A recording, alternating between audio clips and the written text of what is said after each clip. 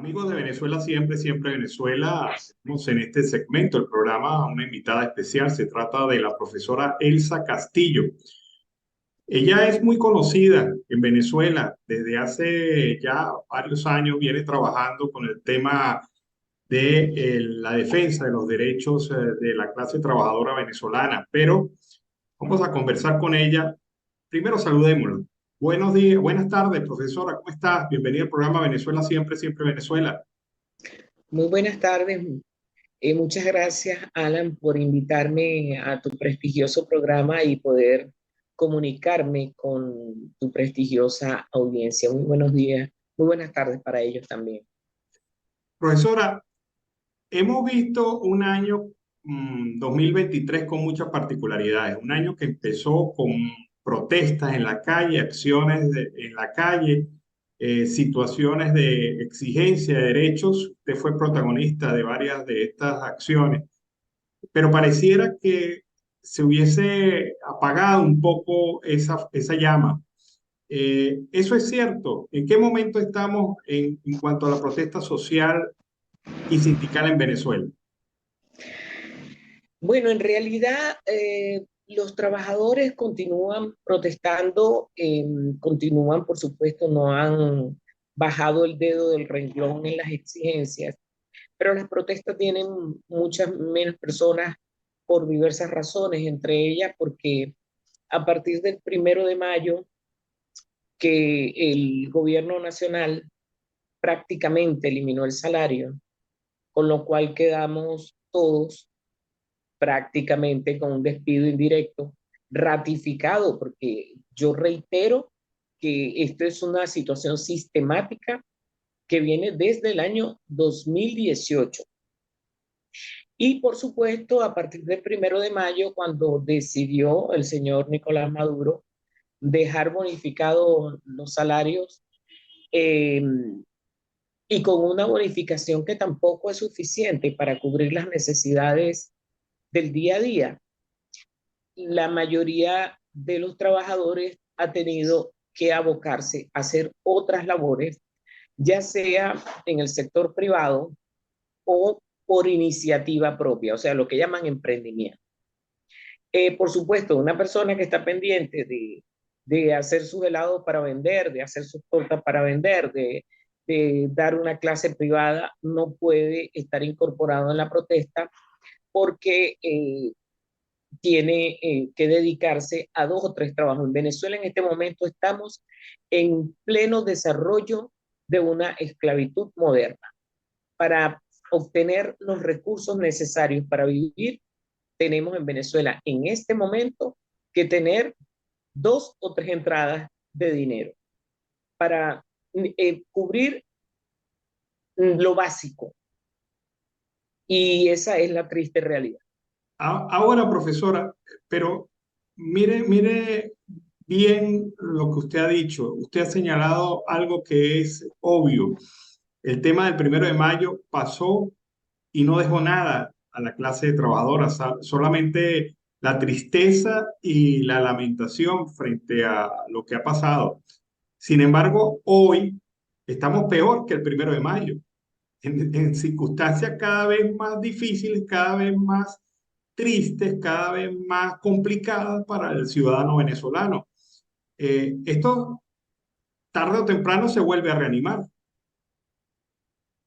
Sí, se va a reanimar y fundamentalmente de retorno a clases, porque evidentemente ya comenzó a hacer presión el Ministerio de Educación a los educadores que quedan activos, porque la mayoría, ya no me atrevo ni a decir un porcentaje, es superior al 50% de los que han abandonado el sistema porque tienen que sobrevivir. Tienen familias, tienen hijos, se tienen a sí mismos, tienen a sus padres, tienen que resolver el problema económico de sus hogares y no pueden de ninguna manera continuar subsidiando un sistema educativo además de muy, muy, muy baja calidad. Le han, lo han desmejorado eliminándole las horas de práctica de laboratorio, por ejemplo, eliminándole la educación para el trabajo, hay asignaturas como sociales que las han unido y les han cambiado el nombre y entonces no se sabe ni siquiera qué programa tiene. Es decir, no hay una modificación legal del pensum, pero ni del currículum, pero sí lo existe por la vía de hecho. E incluso por la vía de hecho han introducido la educación sexual integral, que es una situación bastante dañina porque él solo pretende conducir a los niños hacia la ideología de género. Y evidentemente esa no es ni la norma, ni corresponde a nuestra situación cultural.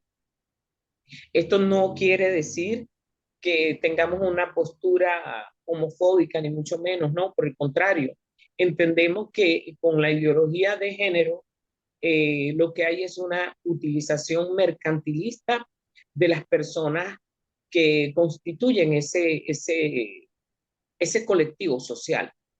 Los utilizan para vender hormonas, para vender unas ideas que no tienen asidero legal y que por el contrario, cuando esas personas realmente necesitan del apoyo del Estado, no aparece el Estado, no hay medicina para esa comunidad cuando están enfermos, por el contrario, los dejan solos, los abandonan, muchos de ellos ni siquiera tienen apoyo de la familia y no hay un apoyo social para eso, que sí debía existir, si realmente quieren hacer algo en pro de ese gran colectivo llamado LGBTI.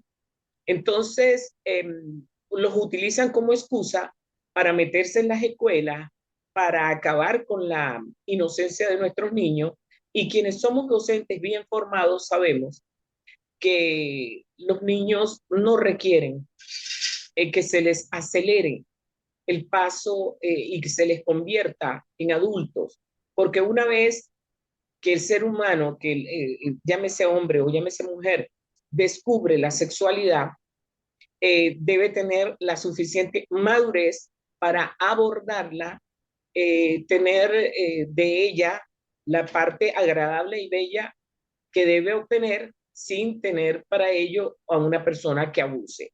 Ese es el caso, por ejemplo, de los niños que una vez que los inician en temprana edad terminan algunos adultos abusivos,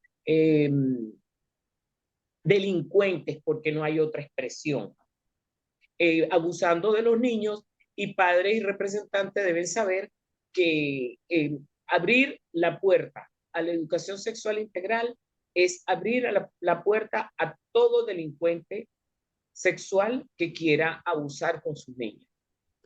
Profesora, mire que la lucha principal de los docentes venezolanos durante los últimos años ha sido por el tema de una contratación colectiva justa, adecuada a las normas y a las leyes.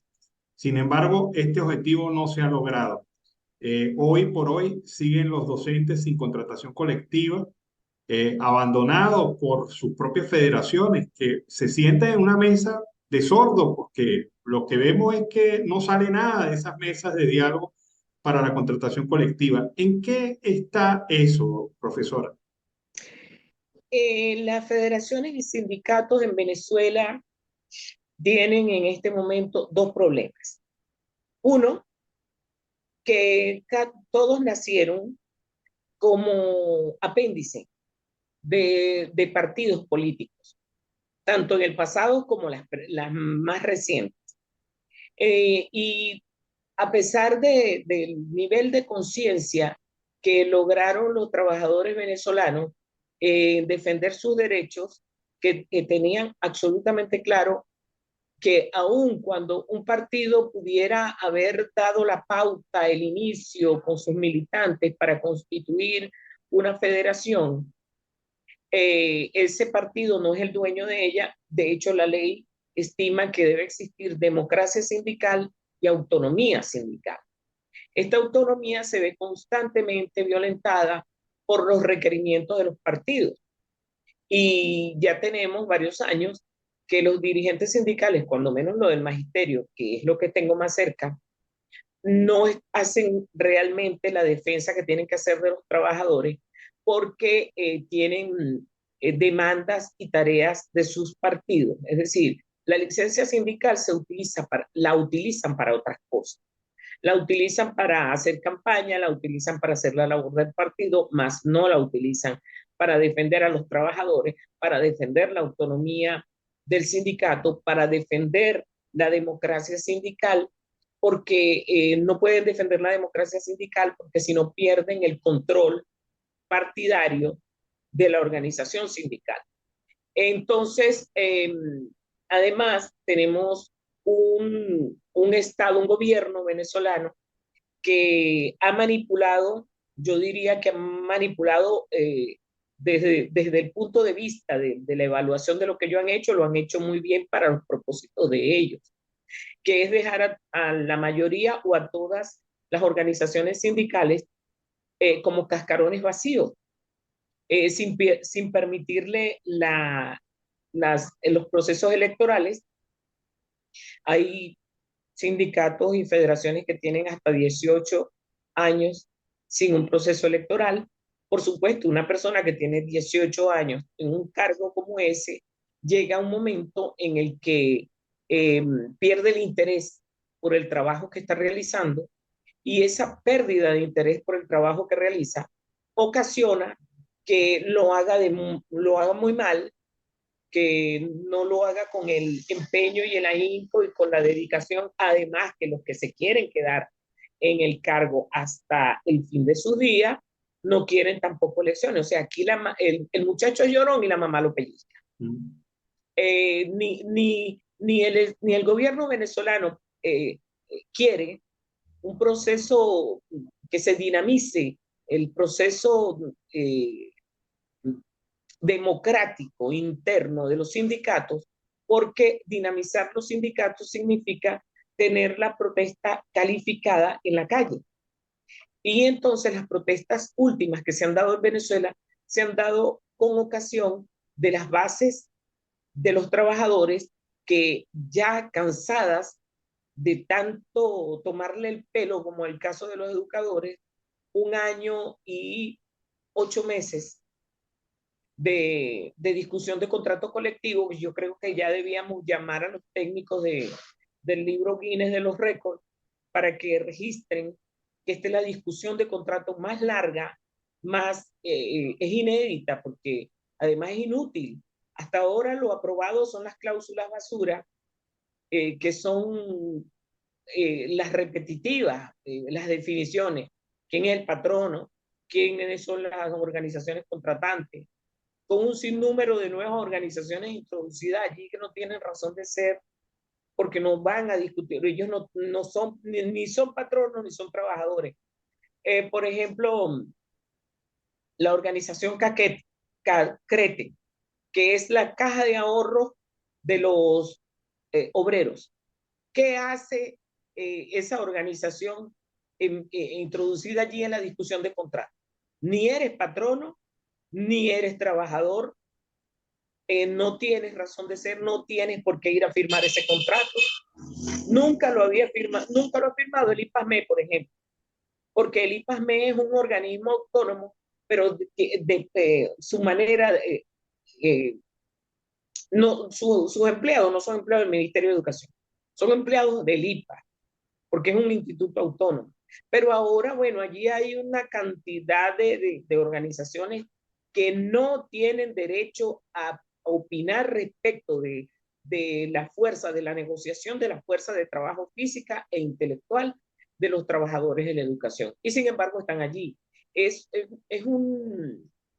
una suerte de atropello masivo, sistemático, que han operado contra los educadores.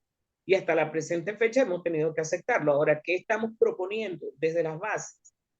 Estamos proponiendo realizar un pliego de peticiones desde las bases, donde las bases, en una acción donde cada uno va a firmar y va con su nombre, con su cédula, con su huella dactilar, vamos a ejercer lo que colectivamente las federaciones se negaron a discutir, porque comenzando este año, ellos sacaron un comunicado donde decían las 17 federaciones que ellos no tenían conflicto con el Ministerio de Educación. Pues si no tienen conflicto con el Ministerio de Educación y todas tus bases están en la calle protestando, tú te estás negando a hacer, a cumplir con la razón de ser del sindicato y de la federación, que es defender y representar de manera honrosa a tus trabajadores. En consecuencia, eso es algo así como tener un abogado y llegar al tribunal y que el abogado le diga al juez, no, yo no tengo ninguna querella, yo no estoy representando a esta señora en esta querella. Bueno, entonces Claro, ese abogado acaba de renunciar a la representación que se le había dado. Exactamente eso hicieron las federaciones. Por tal motivo, están descalificadas para continuar en el proceso. Pero como no podemos ir a firmar los educadores de base una contratación que por demás ya quedó desfasada porque tuvieron el desatino de redactarla en Petros, sí, Petros pagaderos en Bolívar. Eh, Inicialmente se había hecho en dólares pagaderos en bolívares, que era lo correcto. Me calculas el salario en dólares, pero me lo vas a pagar en bolívares porque la Constitución dice que es en bolívares que debes pagar. Pero eso estaba perfecto. Pero ¿qué hicieron? Ellos lo cambiaron a Petros. Bueno, porque una solicitud del SINAFUN, que es un sindicato nacional patronal, nació patronal, sigue patronal, vive patronal, defiende al patrono, no defiende al trabajador, no tiene por qué tener afiliados, pero los afiliados que tiene el Ministerio de Educación se los impone allí.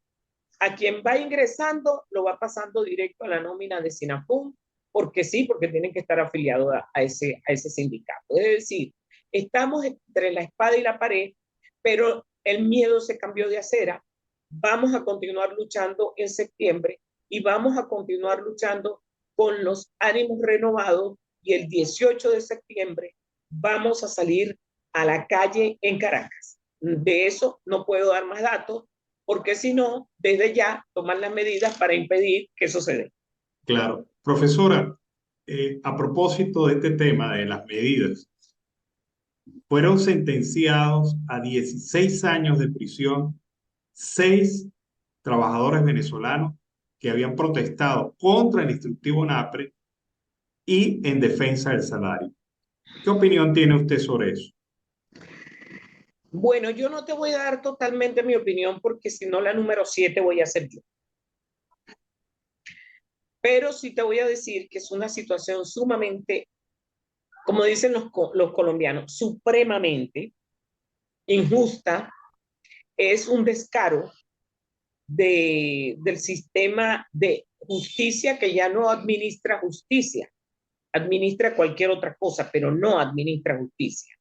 Porque no existen pruebas contra esos trabajadores, sin embargo, se le están condenando a 16 años. Con lo cual, lo único que acaba de decirle Nicolás Maduro al resto de Venezuela es que no protestemos, que nos quedemos callados, porque nuestra suerte puede ser la de esos compañeros. Eso es una injusticia, eso evidentemente los organismos internacionales tienen que tomar nota de esa situación, ya habían tomado nota de que estaban detenidos, procesados, pero ahora al leer la sentencia, que yo no la he leído, pero debe ser un oda al abuso, porque resulta que, según me explicó el abogado Eduardo Torres, que está al frente de esos casos, uno de los abogados que está al frente de esos casos, eh, no existe prueba contra esos trabajadores de lo que los están acusando y el testigo que tenían ni siquiera apareció. Entonces, si no hay pruebas, ¿cómo se condena a un ciudadano en Venezuela? Por favor. Se supone que aquí tenemos un poder judicial que debe administrar justicia, y la administración de justicia y de derecho debe estar por encima de ideologías, de intereses políticos partidarios y en realidad los jueces debían eh, sentirse orgullosos de la tarea profesional que están realizando. Yo en verdad lo lamento porque nuestro sistema judicial decaiga de tal manera. Pero el mensaje y la lectura que hacemos los ciudadanos de a pie en Venezuela es que el miedo se cambió de acera y eso sigue siendo una demostración de miedo de parte del gobierno venezolano, no de parte nuestra, sino de parte del gobierno venezolano, quien necesita meter preso a los trabajadores que protestan para no cumplir lo que por ley, por vía constitucional, debía cumplir. Hasta por razones humanitarias debe cumplir, porque dentro de las violaciones de todo el derecho laboral que tenemos en este momento en Venezuela, por supuesto que están las violaciones a los derechos humanos, está la violación al derecho a la salud, la violación al derecho a la alimentación, a la alimentación, a la salud, que son los pilares fundamentales del derecho primigenio, a pesar que en la Declaración de Derechos Humanos no están jerarquizados, pero que es el derecho a la vida. Y el derecho a la vida está necesariamente por encima de cualquier otro derecho, porque sin vida no puedo disfrutar del resto. Aquí hay un atropello y una declaración ya de constituir a los trabajadores en esclavos.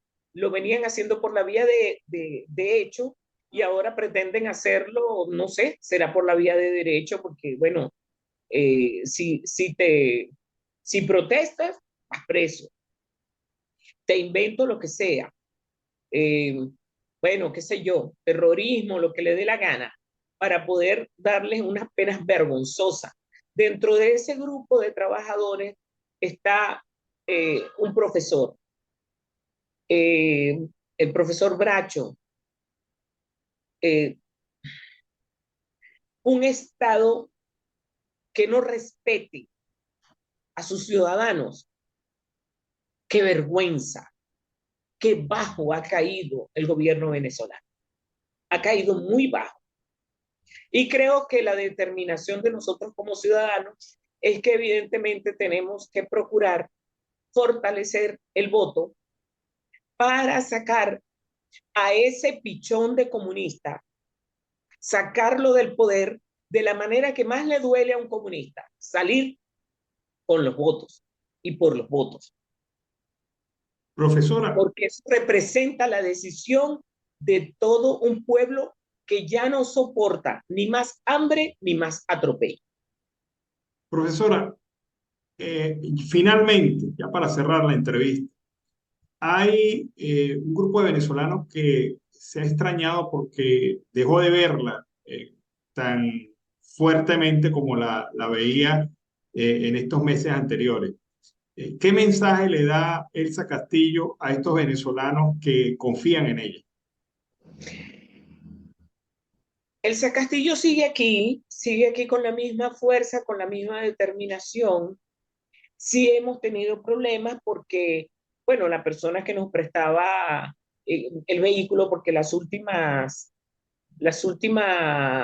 salidas y recorridos que yo hice a otros estados, debía hacerlo en un vehículo prestado, porque antes yo me iba en autobús, pero pasé un susto en una de esas, en ir y venir, y decidí que no me iban a agarrar desprevenida en un autobús y eh, eh, un amigo nos estaba prestando su vehículo, pero tú sabes cómo está la situación.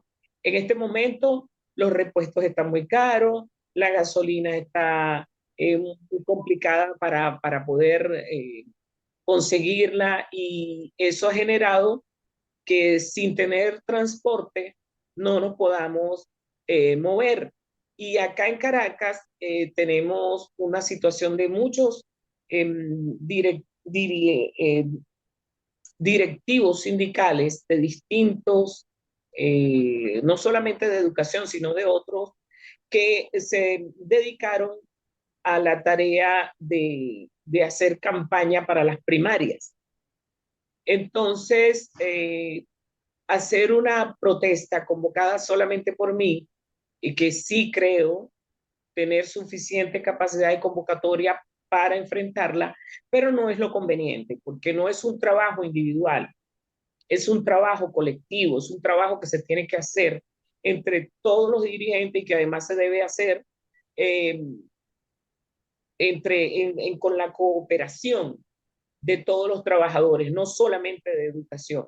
Aquí estamos afectados todos los venezolanos y todos los venezolanos vamos a volver a las calles, vamos a retomarlas en septiembre. Ya yo estoy convocando para el 18 de septiembre en Caracas, pero no estoy ubicando coordenadas, porque si ubicamos coordenadas, bueno, nos van a trancar el dónde y el cómo.